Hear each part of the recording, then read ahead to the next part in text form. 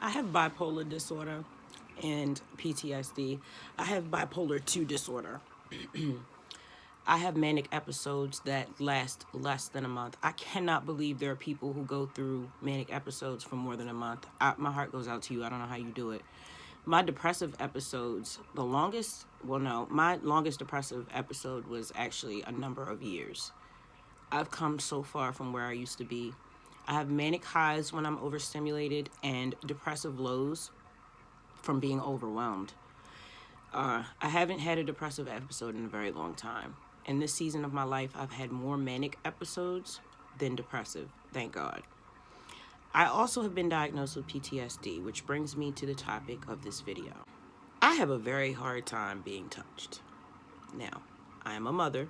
I have 6 children. 3 of them are here with me. The other ones are grown and gone. Now, for a number of reasons, throughout the day, there are many times where the inside of my body feels static. I don't know. It feels not comfortable to be touched. How can I explain this?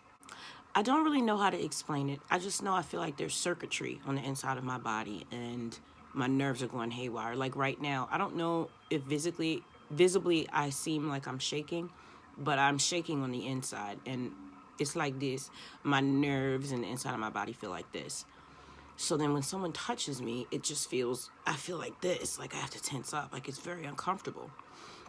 And one, I don't necessarily always want to go into detail about how I feel because it makes me vulnerable, and I already feel vulnerable, and I don't like that. And then the best way is really to explain to your family how you feel, but that's very overwhelming sometimes.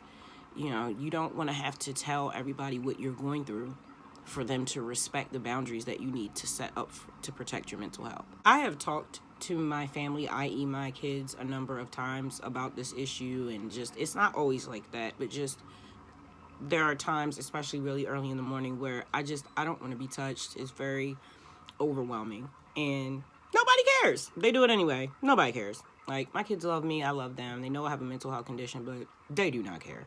They will hang off me, hug me a million times a day. They don't care.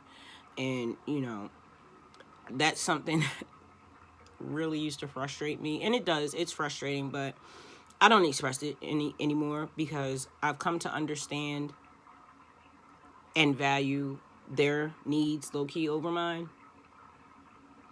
So in times like this where I'm having one of those type of episodes, I just lock my door. I have an open door policy, but lately I've been locking my door because I just need space. And that's the problem. Nobody wants to give me my space because I'm a mom. And I'm also a human being. I'm a human being with a mental health disorder that forces me to protect myself and my sanity and being comfortable by setting boundaries where it's like, sometimes I do have to say, I'll hug you later. You know, I've had to do that, and it was hard for me because at first I just suffered through it. But then I ended up sometimes physically pushing my kids away because I was just like so triggered. And I'm like, whoa, I'm sorry. That was just my natural response. I'm sorry. And that's when we had to have some really deep conversations like, look, this is what it is for mom. Sometimes I need y'all to not touch me. When I expressed something like this in a short from a while ago when I first started YouTube, oh my gosh, one father attacked me saying that I was no type of mom, this ain't it, all that.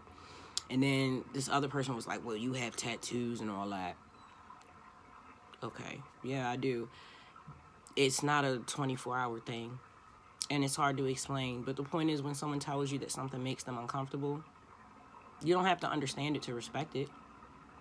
Just respect people's boundaries, you know? My big thing is space.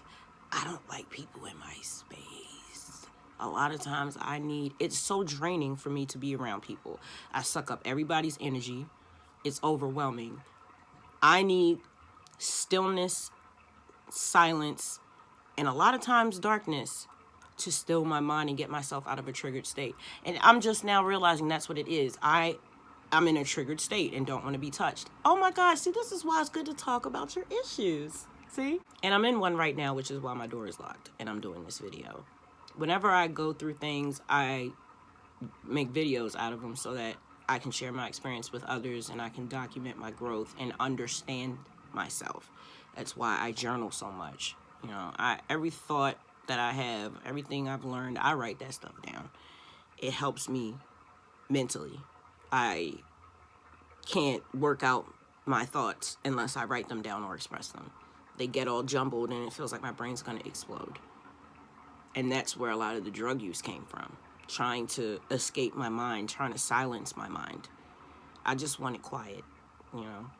So I've had to learn how to respect myself by doing what needs to be done for my mental health. So if that means my door needs to be locked and I need to take 2 hours to myself, that's what's going to happen.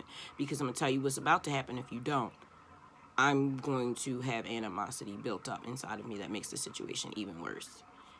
The pressure shouldn't be on my family to change.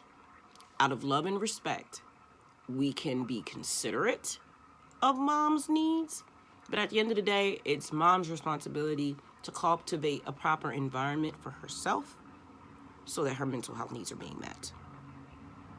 So when I identify that I'm overly triggered, first move would be to just let everybody know, you know, I'm not feeling my greatest. I'm about to go disappear for a while. I'll holler at y'all later. That's step one, letting everybody know what's going on. The second step is just taking that time to get yourself where you need to be. This is emotional regulation. This is what we have to do. You know, I've had to stop allowing everyone access to me whenever they feel like it. It's not good for me. And it's not good for them either. You don't need access to me 24 hours a day. I love you. Thank you so much for spending time with me in Fury World. I will see you in the next video. Have a great day and give yourself some grace, babe. Peace.